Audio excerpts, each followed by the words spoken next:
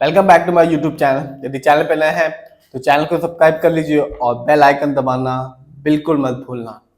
आज 4 सितंबर 2025 है और दिन है थर्सडे का। मार्केट खुलेगा कल यानी कि फ्राइडे को। आज मैं बात करने वाला हूँ जीएसटी रिफॉर्म के बाद। आज एक ऑटोमोबाइल कंपनी ने अपने शेयर होल्डर्स को 17.09% रिटर्न निकाल के दिया, क्योंकि जीएसटी रिफॉर्म के बाद जो टू व्हीलर थ्री व्हीलर के जो जीएसटी रेट थे वो कम हो चुके हैं, 28 से 18% पे आ चुका है, जिसकी वजह से इस कंपनी ने आज के दिन अपने शेयर होल्डर्स को 17.09% रिटर्न निकाल के दिया।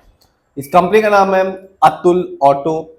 और सबसे पहले जानते हैं इस कंपनी के बारे में। तो कंपनी बनाती और बेचती है थ्री व्हीलर ऑटोमोबाइल्स को, यानी कि ई रिक्शा, रिक्शा, ऑटो, इन सब चीज़ों को बनाती है और बेचती है।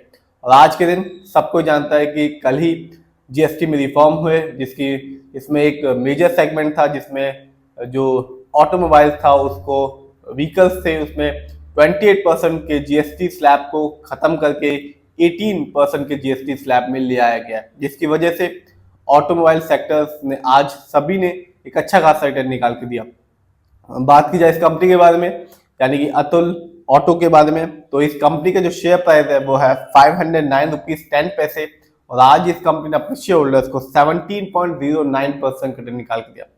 बात की जाए एक साल की, आप देख सकते हैं 2024 में मार्केट थोड़ा डाउन था, इस कंपनी के शेयर में भी गिरावट रही, जो कि रही 27.08% की, यानी कि आज से ठीक एक साल पहले इस कंपनी का ऑटो, इस अतुल ऑटो का जो शेयर प्राइस था वो था 713 रुपीज 55 पैसे, जो आज के दिन यदि आप खरीदने जाते हैं कल तो आपको मिलेगा 509 रुपीज 10 पैसे। बात की जाए लेकिन लॉन्ग टर्म की, तो लॉन्ग टर्म में अतुल ऑटो ने अपने शेयर होल्डर्स को बिल्कुल निराश नहीं किया। इस कंपनी ने बताया कि कंपनी लॉन्ग टर्म में एक अच्छा खासा रिटर्न निकाल के दे सकती है। इस कंपनी ने 5 साल में अपने शेयर होल्डर्स को 183% रिटर्न निकाल के दिया, यानी कि 5 साल पहले 2020 में इस कंपनी का जो शेयर प्राइस था वो था 179 रुपीज 50 पैसे, जो आज के दिन है 509 रुपए 10 पैसे का। तो यही होता है, जो अच्छी कंपनियां होती हैं वो भले ही शॉर्ट टर्म में वैसा रिटर्न निकाल के ना दे जैसा कि शेयर होल्डर्स उम्मीद करते हैं, लेकिन लॉन्ग टर्म में अपने शेयर होल्डर्स को बिल्कुल निराश नहीं करती।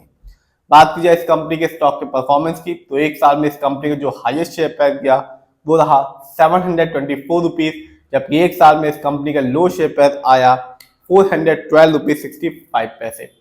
जानते हैं इस कंपनी के फंडामेंटल्स को, तो जो कंपनी का मार्केट कैप है वो है 1205 करोड़ का। ये कंपनी मिड कैप की कंपनी है और मिड कैप की कंपनी का जो मार्केट कैप होता है वो होता है 500 करोड़ से लेकर 7000 करोड़ के बीच में। इसका यह मतलब होता है कि कंपनी अपने बिजनेस को बढ़ा रही है मार्केट में। इस कंपनी का पीबी रेशियो है 2.73। शेयर मार्केट में किसी भी अच्छी कंपनी का जो पीबी रेशियो होता है वो होता है 1 या तो बिलो 3।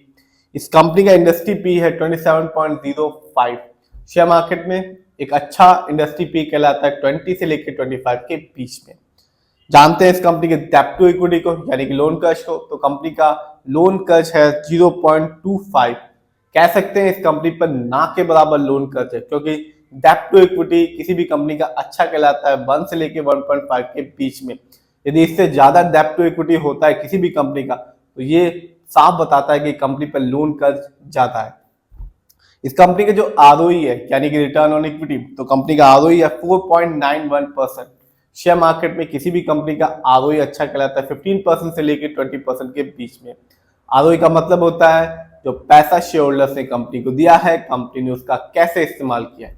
जब भी आप किसी कंपनी के आरओई को हाई देखेंगे या पॉजिटिव देखेंगे तो वो साफ बता रहा होगा कि कंपनी हमारे पैसे को सही प्रोजेक्ट में सही से इस्तेमाल कर रही है, सही से यूटिलाइज कर रही है, जिससे एक शेयर होल्डर्स को लॉन्ग टर्म में एक अच्छा बेनिफिट देखने को मिलता है। और जब भी किसी कंपनी का आरओई कम होता है, नेगेटिव होता है, तो साफ बताता है कि कंपनी हमारे पैसे को सही से इस्तेमाल नहीं कर रही, जिससे लॉन्ग टर्म में रिटर्न पाने की संभावना कम हो जाती है। इस कंपनी का ईपीएस टीटीएम है 8.38। शेयर मार्केट में किसी भी कंपनी का ईपीएस टीटीएम अच्छा कहलाता है 80 और से ज्यादा का। Earning per share trailing 12 month का मतलब होता है कंपनी ने लास्ट 12 मंथ में कितनी कमाई की है। बात करते हैं इस कंपनी के फाइनेंशियल कंडीशन की, तो यदि हम जून क्वार्टर को देखें और सबसे पहले रेवेन्यू को देखें तो कंपनी ने जून क्वार्टर में कमाया 153 करोड़, जबकि ईयरली बात करें तो 2025 में इस कंपनी का ईयरली रेवेन्यू रहा अभी तक 725 करोड़।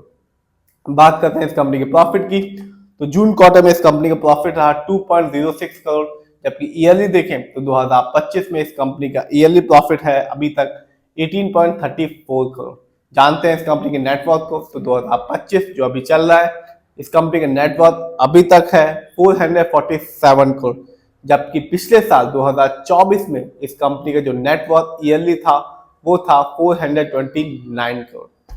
बात की जाए इस कंपनी के शेयर होल्डिंग पैटर्न की, तो रिटेलर यानी कि हम लोग का पैसा इस कंपनी में प्रमोटर से भी ज्यादा लगा हुआ है, इसका परसेंटेज है 56.76% का, जबकि दूसरे नंबर पर आते हैं प्रमोटर यानी कि इस कंपनी के ओनर्स, इनका पैसा अतुल ऑटो में लगा हुआ है 42.73% का। तो कंपनी आज तो अपने शेयर होल्डर्स को एक अच्छा रिटर्न निकाल के दिया 17.09% का, क्योंकि हर कोई जानता रीजन क्या रीजन है कि गवर्नमेंट ने जो जीएसटी में रिफॉर्म लाया उसकी वजह से ही हर एक ऑटोमोबाइल सेक्टर की कंपनी अपने शेयर होल्डर्स को अच्छा खासा रिटर्न निकाल के दिया आज के दिन, क्योंकि टैक्स कम हो चुका है और लोग ज़्यादा से ज़्यादा ऑटोमोबाइल सेक्टर की चीज़ों को खरीदेंगे, जिससे कंपनियों को एक अच्छा खासा बेनिफिट देखने को मिलेगा।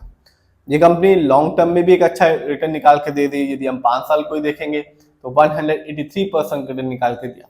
फिर भी जिस भी कंपनी के शेयर को आप खरीदें, खुद रिसर्च करें, एनालाइज करें, अपने फाइनेंशियल एडवाइजर की राय लें, फिर अपने पैसे को शेयर मार्केट में लगाएं।